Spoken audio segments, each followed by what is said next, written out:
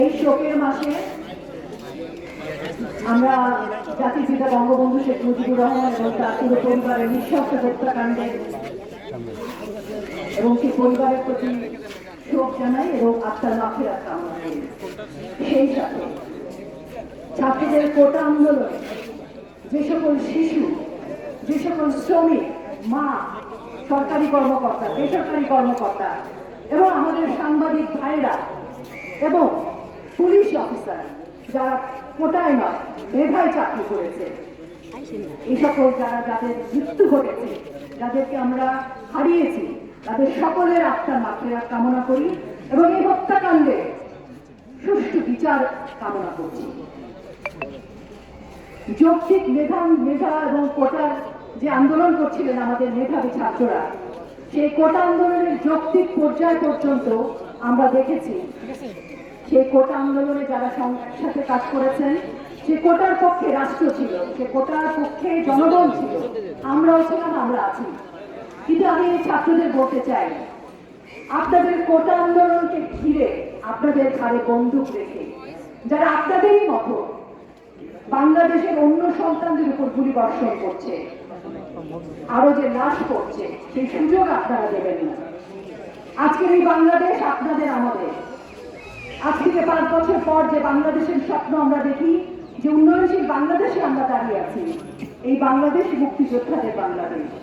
এই বাংলাদেশে দাঁড়িয়ে আজকে যদি আপনাদের মতো মেধাবী ছাত্রছাত্রীদের ঘাড়ে বন্দুক রেখে কেউ রাষ্ট্র ক্ষমতা দখলের আন্দোলন করে, চক্রান্ত করে, রাষ্ট্রের বিরুদ্ধে নৃশংসতা করে, রাষ্ট্রের সম্পদ ধ্বংস করে, রাষ্ট্রের মেধাবী সন্তানদের লাশ রাস্তায় ফেলে, দৌড়ে গিয়ে পুলিশ অফিসারদেরকে পিটিয়ে মারে, সাংবাদিকের হাতে তো ক্যামেরা, তাকে কেন মারতে হবে? কোটা আন্দোলনকারী সত্যিকারের যে ছাত্ররা রাস্তায় আছেন তাদেরকে বলছি, এই দায় আপনারা নেবেন না, এই সুযোগ আপনারা দেবেন না। আপনাদের আন্দোলনকে ছিনতাই করে যারা রাষ্ট্র ক্ষমতায় যেতে চায়, যারা বিদেশিদের মদত দিয়ে চক্রান্তকারীদের ইশারায় ক্ষমতায় যেতে চায়, বাংলাদেশকে পিছিয়ে দিতে চায়, বাংলাদেশে হত্যাযজ্ঞ করতে চায়, বাংলাদেশে ধ্বংস করতে চায়, সেই রাষ্ট্রদ্রোহীদের হাতে পুতুল আপনারা হবেন না।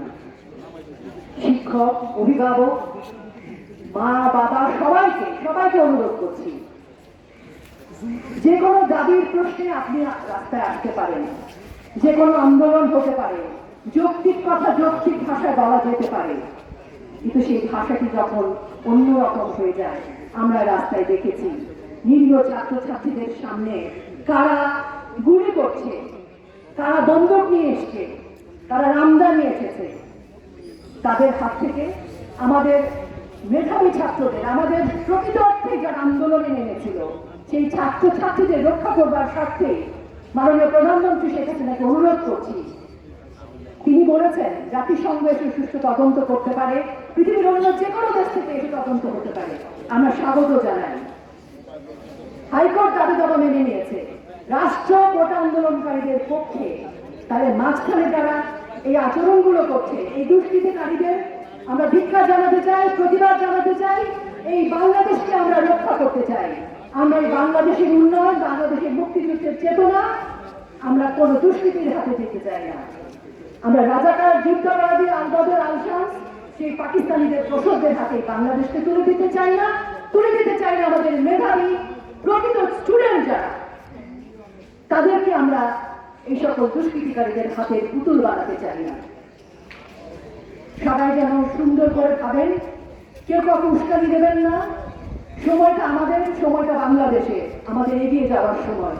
এই সময় আসুন হাতে হাত রেখে আমরা এগিয়ে যাই, উন্নয়নের কাজ করি। যে আগুন নিভে যায় সে আগুনের ঘি ঢালার দরকার নেই। আগুন জ্বালালে কি হবে? আপনি ভাবছেন আমার ঘর করছে, ঘর আসলে আমাদেরই করছে। এই ঘরটা আমাদের একটাই বাংলাদেশ, আমাদের সকলের একটাই বাংলাদেশ। আসুন সেই বাংলাদেশের নির্মাণের কাজে আমরা শ্রমিক হই, বাংলাদেশকে জ্বালাও করার কাজে আমরা যেন অংশীদার না হই, কোনোভাবে কোনো বিভ্রান্তির শিকার যেন আমরা না হই। গণমাধ্যম কর্মী আপনাদেরকে কৃতজ্ঞতা জানাই, জীবনের ঝুঁকি নিয়ে আপনারা আজকেও রাস্তায় নেমেছেন, আপনাদের অনেক অনেক ধন্যবাদ। বস্তুনিষ্ঠ সত্যিকার সংবাদ আপনারা পরিবেশন করছেন, আপনাদের ধন্যবাদ জানাই। জয় বাংলা, জয় বঙ্গবন্ধু।